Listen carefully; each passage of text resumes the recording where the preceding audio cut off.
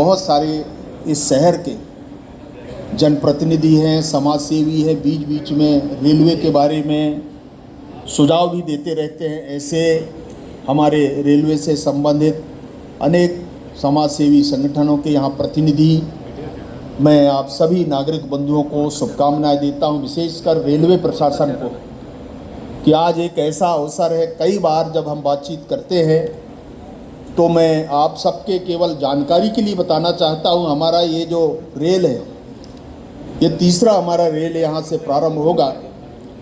तो आपके जानकारी के लिए मैं बताना चाहता हूँ, इस समय जो मंडला ज़िले से, जिसमें नैनपुर जो जंक्शन हमारा है, इस जंक्शन में से पास होने वाली कुछ गोंदिया, नागपुर, जबलपुर, छिंदवाड़ा और त्रिवेंद्रम, रीवा, इतवारी, ऐसे सभी ट्रेन, अगर इस ट्रेनों की संख्या देखें तो मैं समझता हूं कि लगभग 19 ऐसे ट्रेन की 17, 3, 5, 8, 11 हैं 18 ट्रेन, ये 18 ट्रेनों का मंडला ज़िले से ट्रेनों का आवाजाही है।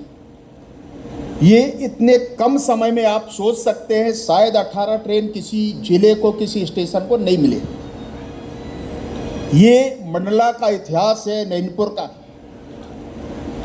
कि सभी कनेक्टिविटी, सभी हमने ऐसे महानगरों को, साउथ को, आज महाराष्ट्र को, नागपुर को या रीवा को, और आगे हमारे भोपाल, दिल्ली की तरफ जो जाने वाली ट्रेन है।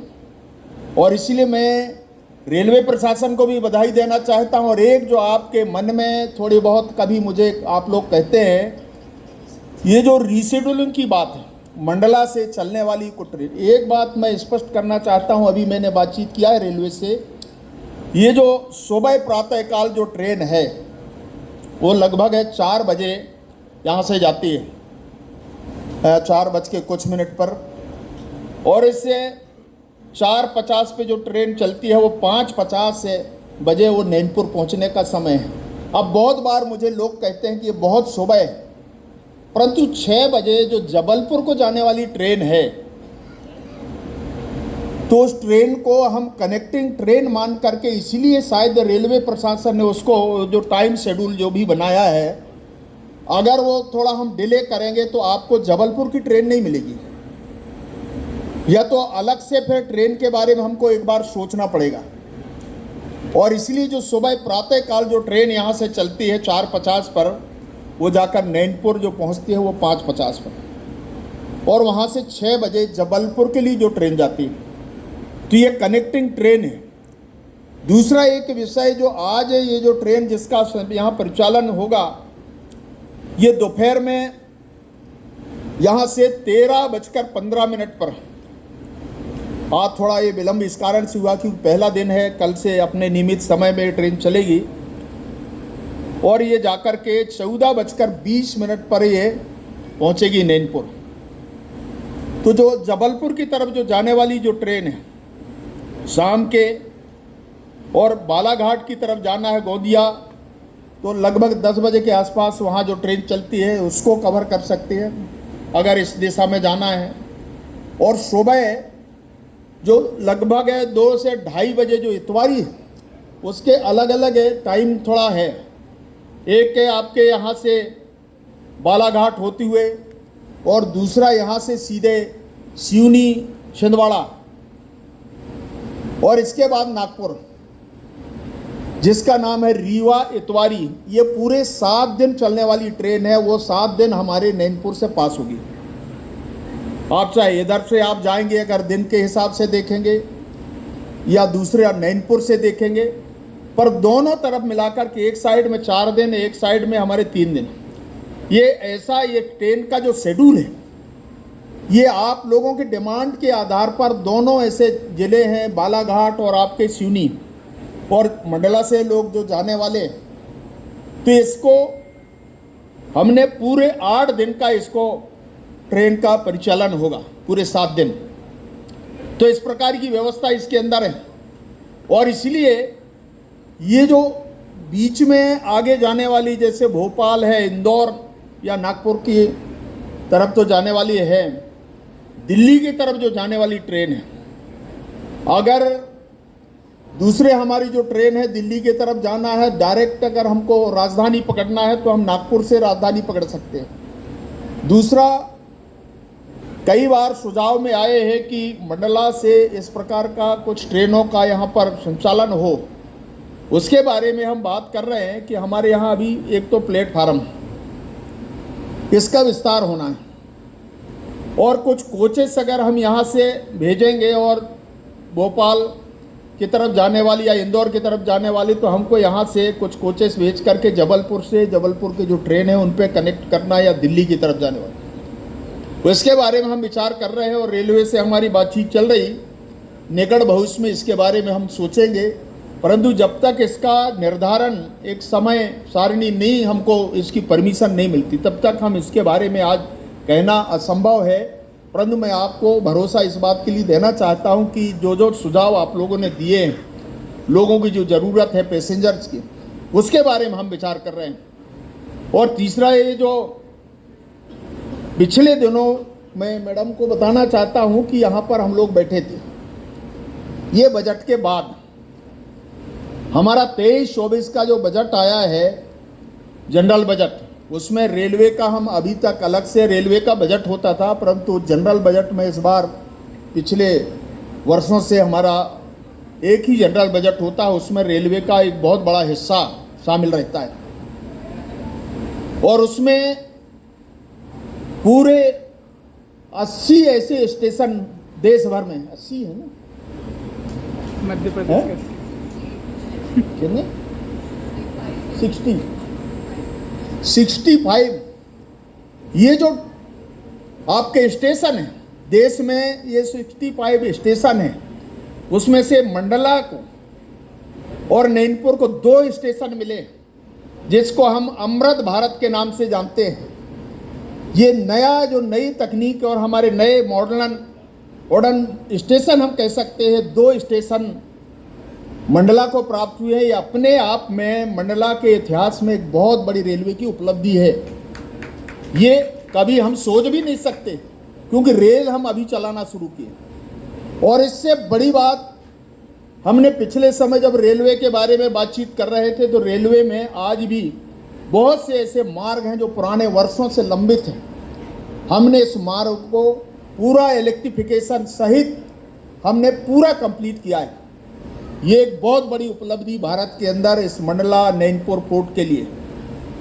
और इसलिए जब कभी हम बातचीत करते हैं रेलवे के बारे में, रेलवे के परियोजनाओं के बारे में, उसके कनेक्टिविटी के बारे में, तो ये सारी चीज़ें ध्यान में आते हैं। और इसलिए ये आप सबके संज्ञान में होना चाहिए कि हमने क्या क्या किया है। और उसके अंदर जो अच्छा उड़न स्टेशन बनेगा, उसका काम है प्रारंभ होने वाला है। अभी हमने उसका टेंडर हुआ है।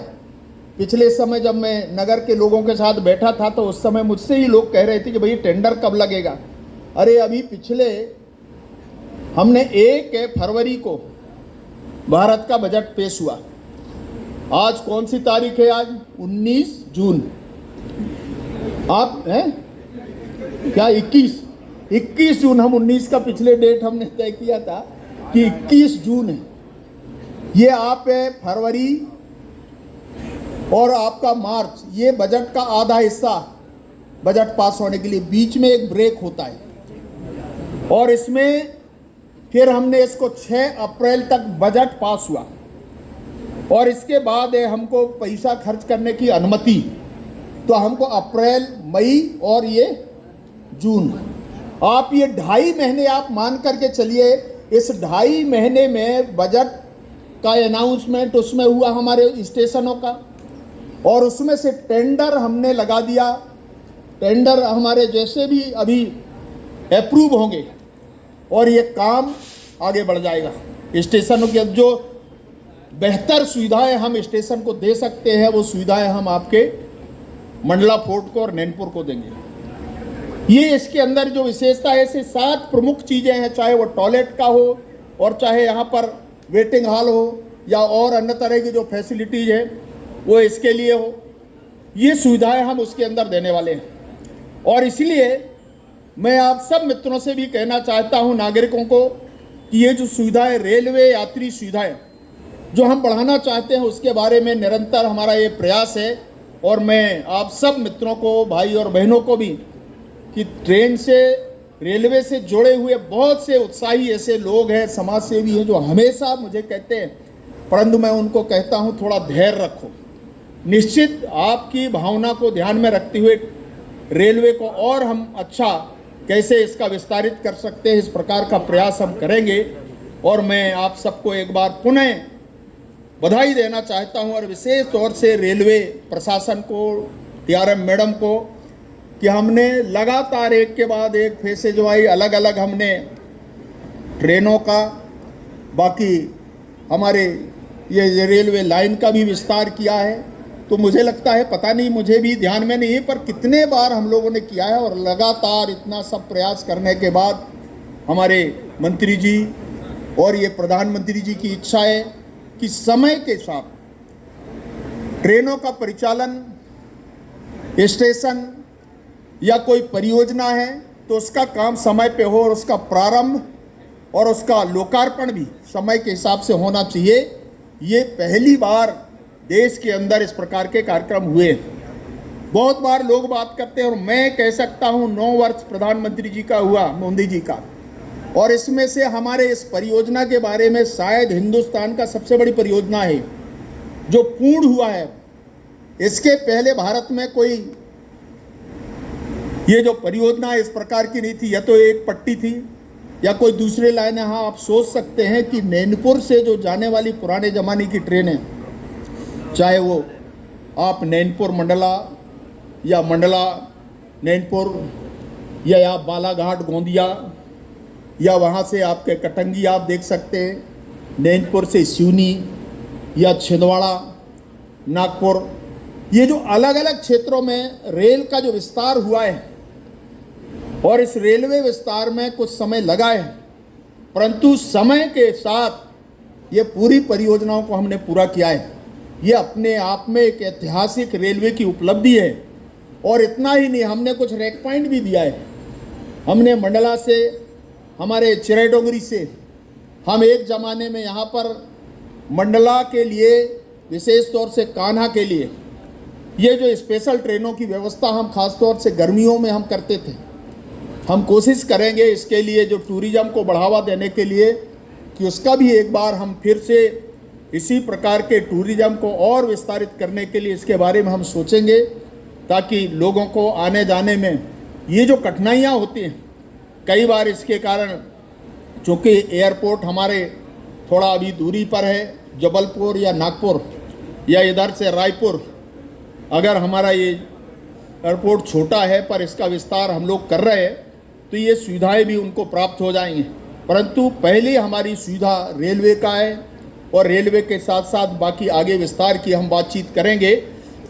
आज मैं आप सभी यहाँ पर उपस्थित नागरिक बंधुओं को मैं बहुत बहुत शुभकामनाएं देता हूँ कि आप सब लोगों के सुविधा के दृष्टि से ये जो हमारा ट्रेन है 8288, ये जो प्रारंभ हो रहा है, आप सबको जो आसान सुविधा रेलवे के दौर से हम दे सकते हैं वो कोशिश कर रहे हैं। पुनः एक बार रेलवे हमारे मंडल को, उनके सभी अधिकारियों को मैं बहुत बहुत बधाई देता हूं, और आम जनता को भी यहाँ पर उपस्थित नागरिक भाई और बहनों को आज के इस कार्यक्रम के अवसर पर आप सब यहाँ उपस्थित हुए हैं, आप सबको धन्यवाद, नमस्कार।